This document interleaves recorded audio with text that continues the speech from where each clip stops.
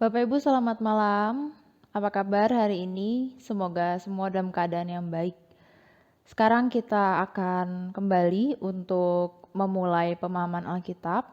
Kita mempersiapkan diri sebelum masuk dalam pembahasan. Mari kita berdoa. Terima kasih Tuhan untuk berbagai kegiatan yang boleh kami jalani hari ini.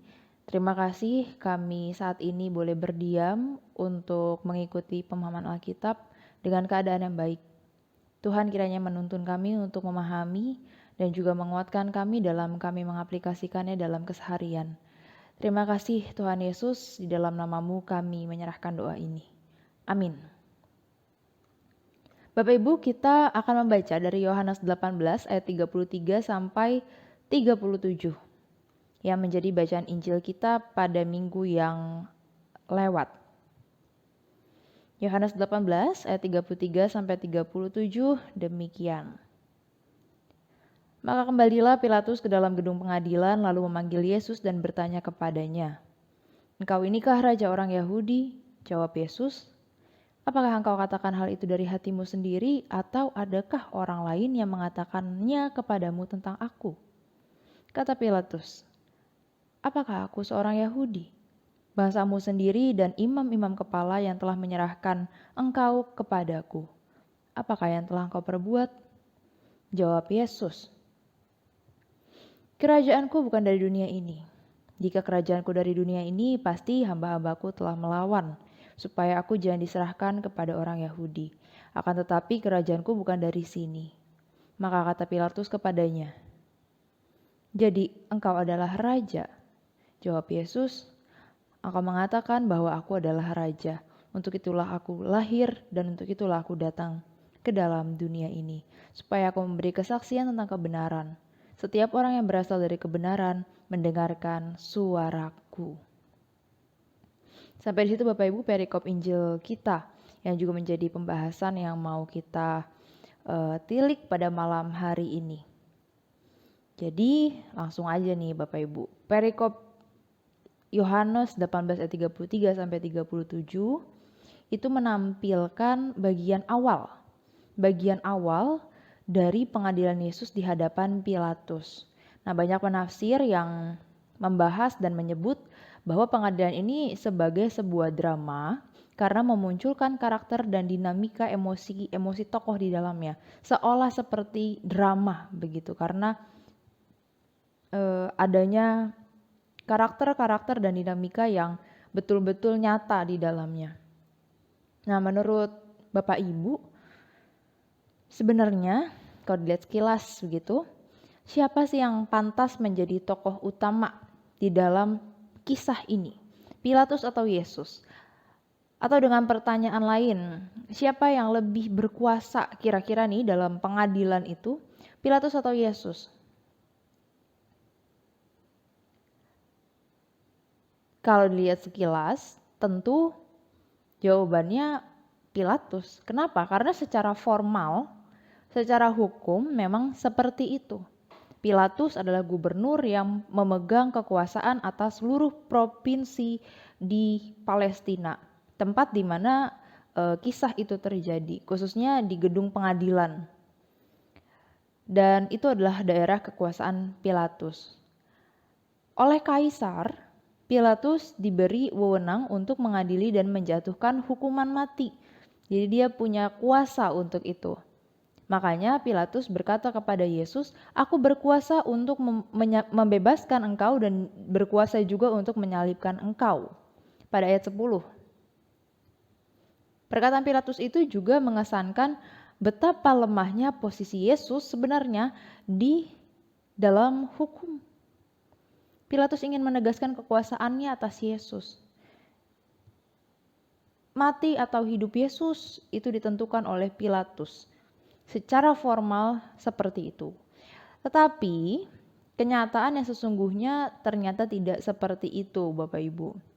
Selama pengadilan berlangsung, kita melihat bagaimana Pilatus beberapa kali keluar masuk gedung pengadilan untuk menemui orang-orang Yahudi yang berada di luar gedung itu, kemudian berdiskusi dengan mereka. Kalau kita naik sedikit bacaannya ke ayat ke ayat 29.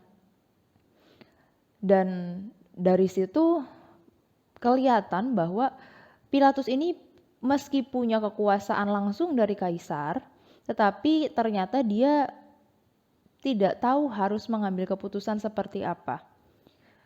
Pilatus punya kekuasaan dan dia bisa memutuskan secara mandiri, tetapi di sisi lain dia tahu dia sedang berhadapan dengan siapa.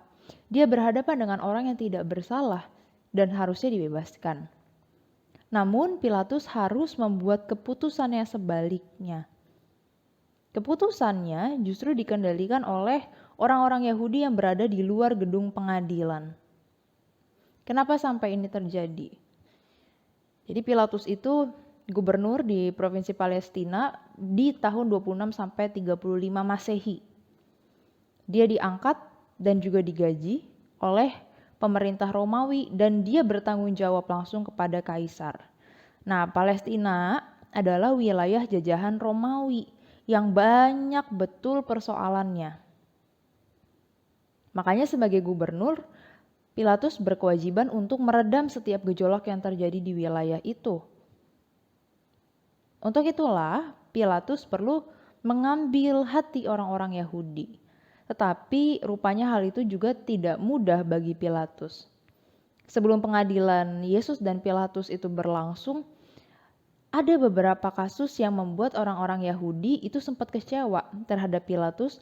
Kemudian mereka melaporkannya kepada kaisar. Laporan itu tentu menjadi catatan yang tidak baik bagi Pilatus dan dapat mengancam kedudukannya sebagai gubernur. Nah, orang-orang Yahudi itu paham posisi Pilatus yang lemah dalam hal ini.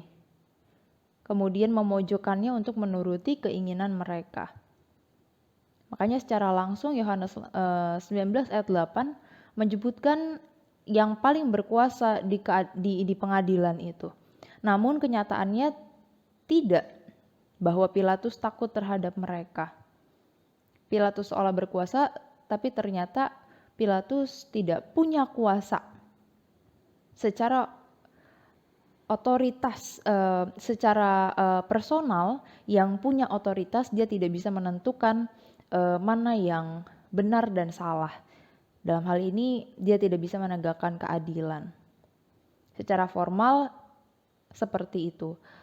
Namun di bagian akhir pengadilan ini, Pilatus akhirnya menyerah terhadap tekanan-tekanan orang Yahudi, kemudian menyerahkan Yesus kepada mereka untuk disalibkan.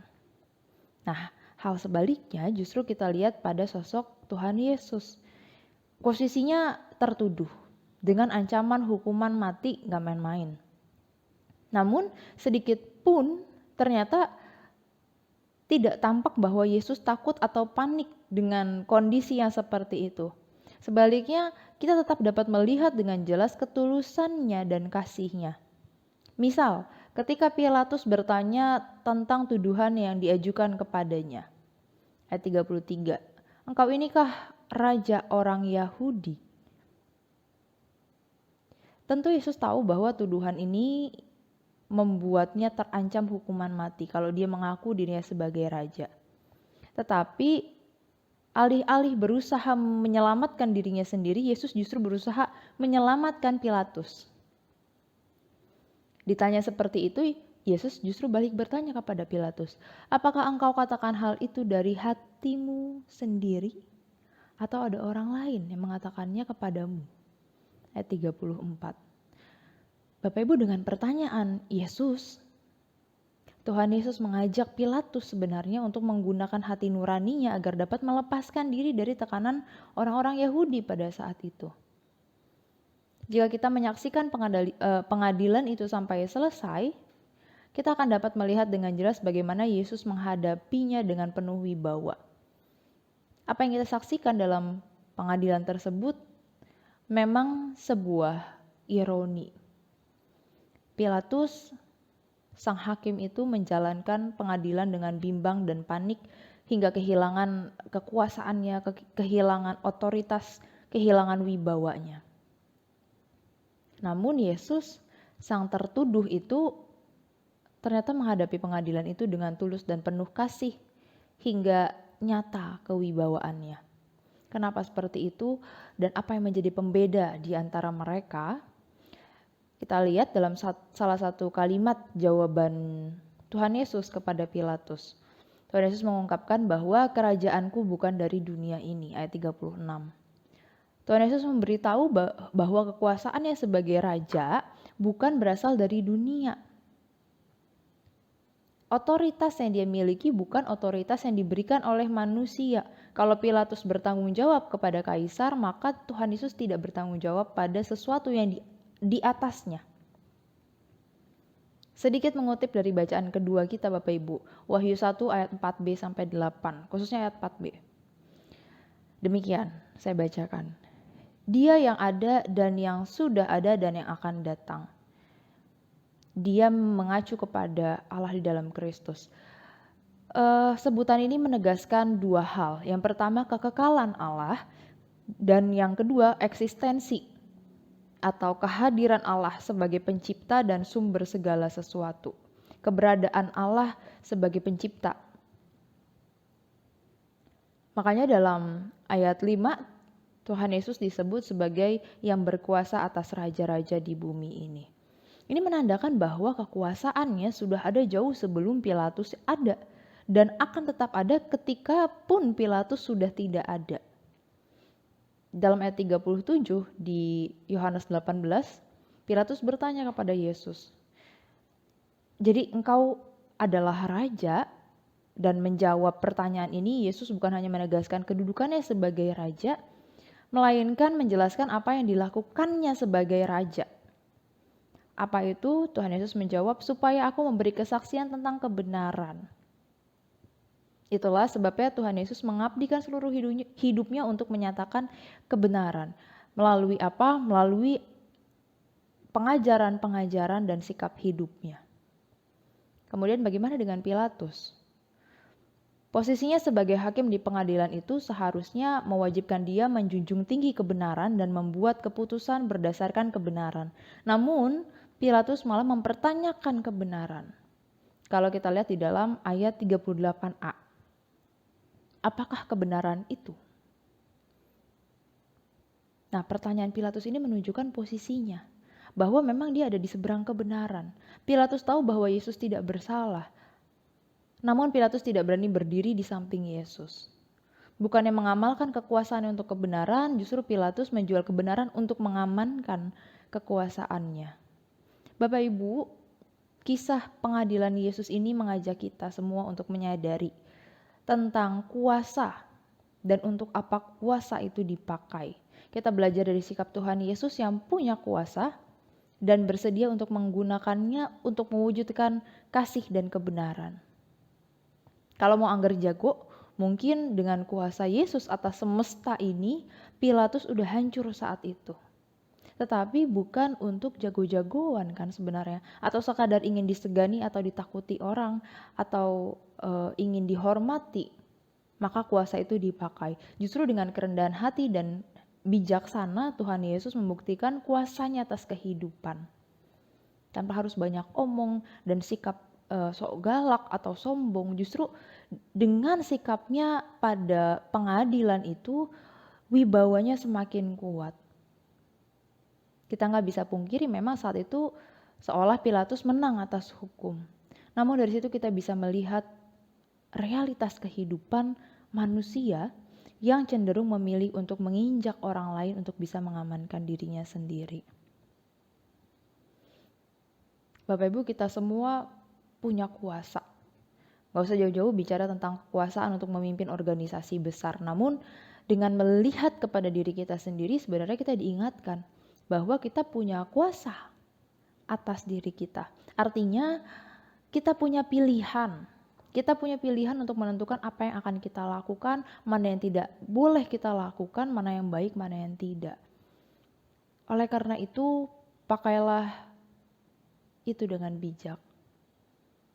Kendalikanlah diri kita, kendalikanlah ego kita, dan senantiasalah memilih untuk memberi diri bagi pekerjaan-pekerjaan Tuhan. Senantiasalah untuk menghadirkan damai, untuk menolong orang lain, untuk memperhatikan yang susah dan membalut yang terluka. Sebagaimana Kristus telah meneladankannya bagi kita, maka kiranya kita perbuat jugalah demikian. Sampai di sini Bapak Ibu pemahaman Alkitab kita. Saya mengajak Bapak Ibu untuk menutupnya di dalam doa. Mari kita berdoa. Sungguh kami diingatkan melalui pembacaan pada malam ini bahwa Tuhan Yesus memiliki kuasa atas segala sesuatu yang ada di semesta ini termasuk dalam diri kami. Namun kami juga perlu untuk menyadari bahwa kami punya pilihan untuk menentukan apa yang akan kami katakan, pikirkan, dan lakukan. Untuk itu kami memohon Tuhan senantiasa memberikan kami hikmat agar dalam setiap hal yang kami lewati dan kami hendak jalani, biarlah Tuhan terus-menerus menjadi satu-satunya penuntun dan teladan bagi kami semua. Kiranya Tuhan memampukan kami. Amin. Selamat malam Bapak Ibu, selamat berjumpa dalam pemahaman Alkitab di Januari, karena selama masa Advent di Desember kita ada persekutuan doa di tanggal 8 dan 15 Desember, dan pemahaman Alkitab libur dulu sampai di Januari kita baru mulai lagi. Selamat malam, Tuhan Yesus memberkati kita semua.